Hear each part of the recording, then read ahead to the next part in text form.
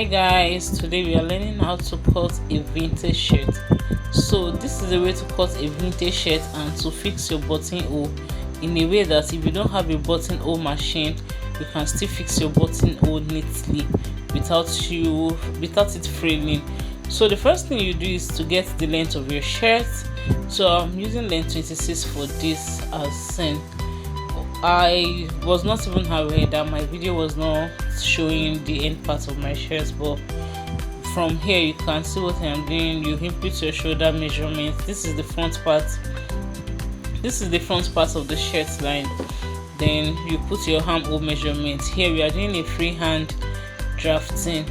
Then you input the body measurements. You are not putting the waist measurement or hip measurement, so the body measurement is what you are using for this shirt, because this vintage shirt can be worn by a guy or by a lady. It is a unisex shirt. This is a unisex shirt that can be worn by both a male and a female. So the next thing is I use the neck measurement of 3 inches for the neck. I'm not adding the button allowance because I'll be fixing the buttonhole allowance separately. So I use 3 inches for the neck by 3 inches, so the neck will not be too wide. 3 by 3 inches.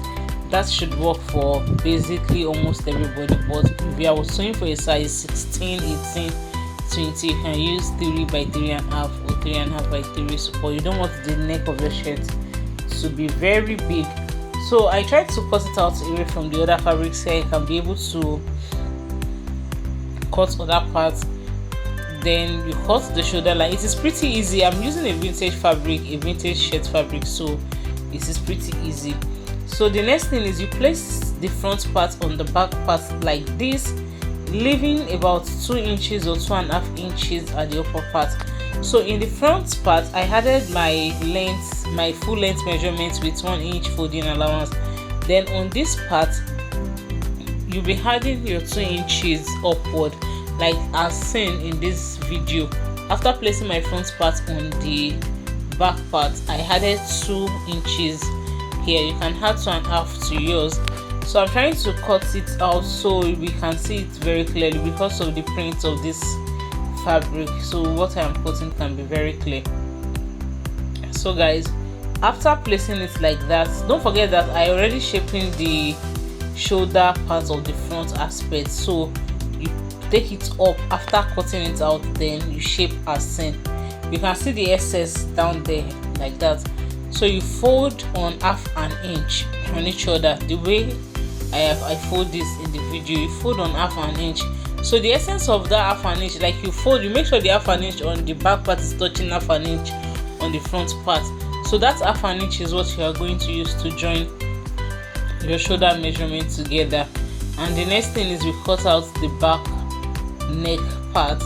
Then you remeasure your armhole line, your armhole measurement, so you can get an accurate measurement for your armhole. So this is just what you have for the back. Basically we are almost done with the shirt aspect. Like I said, I will be showing you how to fix a buttonhole without having a buttonhole machine on your vintage shirt, and it will come out nice. Okay, so you have to slit the front part open after cutting out the armhole line. That is where your button allowance is going to be. Don't forget, like I said, I did not add button allowance to the shirt. I'll be fixing the button allowance separately to the shirt. So but if you want to add yours to the shirt, you can as well. So this is the button allowance. You are going to get a 2 inches fabric and add your stay to it in 2 different places. 2 inches in 2 different places. So by the time you add your stay to it and fold both sides as seen in that video, you will have 1 inch on both sides. That's 1 inch for each. So the next thing is you proceed to cut your sleeve. You can decide any design you want for your sleeve, but for this vintage shirt, I'll be doing just a normal basic sleeve. And this shirt is a free size shirt for the size, so I'll be doing a basic sleeve, and you just take your accurate measurement on your sleeve. By the time if you're watching this video, I want to believe you should know how to take your accurate measurements and all of that. But if you don't know how to take the measurements for this, you can indicate in the comment section and I'll do a tutorial on that. So basically this is for those that can take the correct measurement and knows what they are doing. It's just a simple step.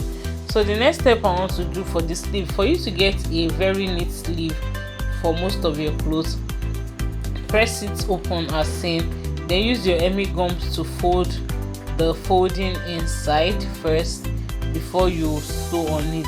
That way it is going to be very neat and fine. So you can see the way I'm folding here, like that. That is how you do it here. And I'm using a dry iron, so that is why.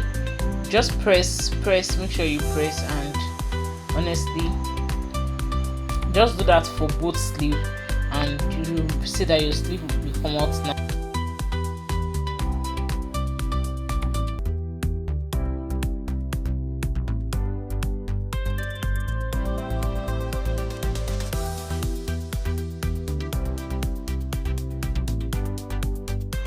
Now let me show you how to sew your buttonhole without having a buttonhole machine.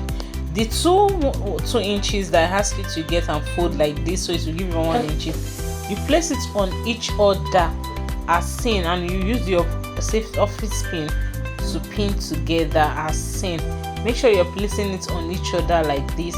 So the next thing is you go ahead to mark your buttonhole line, the distance you want your button, how you want your buttonhole to be, the size and the distance. Take your tape and get that measurement, so you will not be sewing on that part. That is why it is essential you can take with a fabric pen or your pen, so that you'll be able to know where you will stop your sewing from, basically. After taking it, go ahead and sew on those lines where you did not mark your buttonhole. You know your buttonhole should not be more than 1 inch depending on the size of your button. So you are not sewing on all the 1 inch you left on the fabric. So you are only sewing from the beginning of one opening to the other, the beginning of one opening to the other. So that way you have as many buttonhole line as possible. Take to your pressing table and press, and this is what you have. When you press open, this is what you have. Then the next thing is you take to your sewing machine, place the first opening to your shirt and you sew on it like this. It is pretty easy and neat. This method is very easy. If you don't have a buttonhole machine and you want to make different shirts, it is stylish and it is very neat. It is not going to fray, neither is it going to tear. You don't have to worry about using a buttonhole machine. This will do the job for you effectively. So you proceed to sew like that, and you sew the other opening on the other side of your shirt. Make sure you sew neatly, and honestly that's just what you have. That's just a way of sewing your vintage shirt button, and that is a simple way of cutting your vintage shirt as well. So if you find this tutorial helpful, please drop a comment, like and share.